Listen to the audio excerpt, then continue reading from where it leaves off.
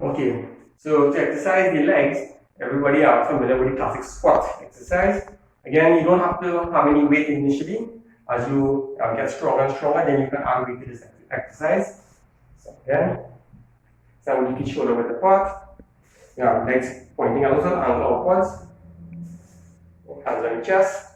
Squat down, control, and up. Not everyone will be able to go all the way down. And up. You can come with the legs parallel to the floor if you're having some knee pains. And that is a more comfortable position for you. And up. Okay, now some people don't have the calf flexibility needed to squat down because the heels facing up. So if you're lacking calf flexibility, this is what may happen to you.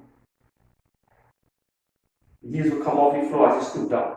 Okay? So what you may want to do, you have a block or a wedge, elevate the heels, okay? Then you can do your squats. Okay, so that's an alternative for those who lack the calf flexibility. Okay? Again, if you can't go down parallel to the floor, use a chair.